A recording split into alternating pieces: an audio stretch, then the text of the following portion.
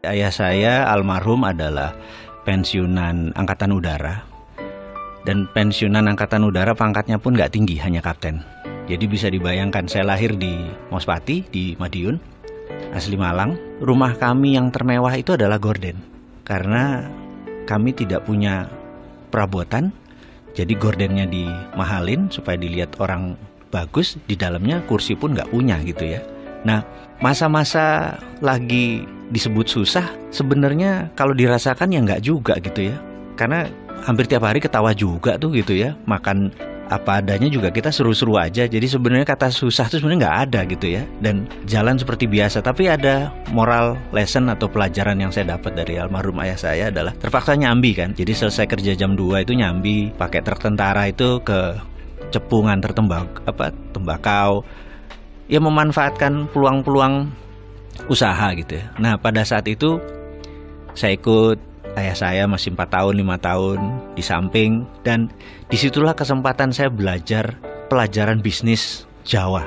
Yang itu saya pakai untuk disertasi saya waktu sekolah dulu. Akhirnya saya menggunakan metode ini. Jadi ada ternyata untuk makmur itu katanya nanti Indonesia gemah rimpah rojinawi ijo royo royo itu ada kata toto tentrem kertora harjo gitu ya. Jadi untuk kertora harjo itu kita harus tentrem gitu. Nah untuk tentrem itu kita harus noto. Nah noto itu kan manajemen gitu ya. Dalam bahasa manajemen adalah getting things done through other people, menyelesaikan masalah melalui orang lain. Ternyata di Jawa itu melalui almarhum ayah saya cerita bahwa di Jawa itu toto itu ada 6 step, yaitu toto, titi, titis, tetek, tutuk, tuntas gitu. Nah, pelajaran itulah yang selalu saya teringat sampai saat ini di kepala 5 usia saya ini. Manajemen Jawa yang menurut saya luar biasa itulah akhirnya menjadi platform saya berbisnis. Dan dari dulu memang akhirnya saya pegawai itu hanya batu lompatan saja gitu. Nah, singkat cerita, sebagai orang kampung, cita-cita saya adalah sekolah ke Amerika. Dan ini mission impossible. Karena saya pindah ikut orang tua saya ke Palembang, 5 tahun tinggal di sana, kemudian balik papan hampir 7 tahun. Bisa dibayangin saya kelas 2 SD, saya menggunting rumahnya Donald Trump itu, White House. Dan selalu saya bilang sama diri saya mau sekolah di sini. Suatu hari kalau zaman dulu kan kita main kelereng tuh, ngambil kelereng dari kantong, kelerengnya jatuh, gambar itu juga jatuh. Teman-teman lihat di Palembang, ngomong begini, apa nih? Aku bilang, aku nak sekolah di sana. Mak mano? Wong dusun gitu. Nggak mungkin. Saya bilang, enggak. Saya mau sekolah di sana itu gitu. Walaupun kita diketawain di garger-garger. Kelas 5 SD pindah Balikpapan sampai SMA. Sama. Ini lu gila lu katanya gitu dan lain sebagainya. Kelas 2 pindah Jakarta.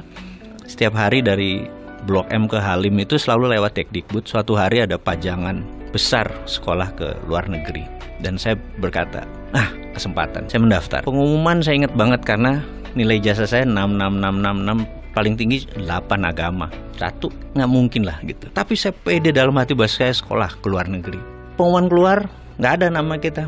Karena saya emang dari pertama mau ke Amerika. Sementara zamannya Pak Habibie itu, tahun 84, 85, 86 itu kan disekolahkannya ke Belanda atau ke Jerman gitu ya. Saya ngotot. Terus seminggu kemudian dapat surat harus ke Dekdikbud. Hadirlah kita ke tempat itu dan dikatakan, kamu kurang ajar, kamu ngerusak tugas saya, kamu bahasa Inggris nggak bisa, matematik jelek semua, tapi mau ke Amerika, ngimpi kamu gitu. Dan dimarahi. Intinya setelah 15 menit dia marah, kamu berdua berangkat ke Amerika. Kaget gitu. Karena rupanya ada 6 tempat ke Amerika yang daftar cuma kalian berdua. Jadi bagi saya itu banyak moment of greatness bahwa kata siapa harus punya uang yang banyak, kata siapa harus punya sekolah pinter-pinter amat gitu. Yang penting adalah ya bondo nekat gitu loh, pede aja dan nggak pernah ngerubah mimpi.